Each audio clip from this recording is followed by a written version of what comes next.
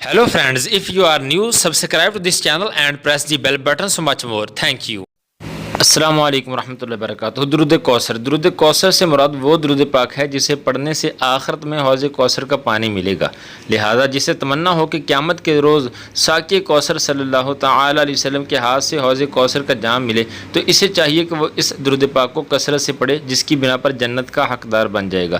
اور خواجہ حسن بصری جو صوفیہ کے جد اعلیٰ ہیں، انہوں نے اس درود پاک کے بارے میں فرمایا کہ اگر کوئی انسان یہ تمنا رکھتا ہو کہ خدا کا قرب حاصل ہو تو اسے چاہیے کہ درود کوثر کثرت سے پڑھے.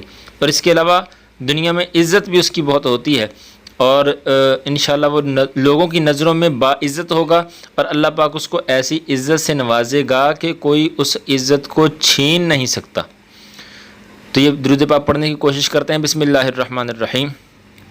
اللہم صلی علی سیدنا محمد فی الاولین و صلی علی سیدنا محمد فی الآخرین و صلی علی سیدنا محمد فی النبیین و صلی علی سیدنا محمد فی المرسلین و صلی علی سیدنا محمد فی الملأ الاعلی الی یوم الدین. صلو علی الحبیب صلی اللہ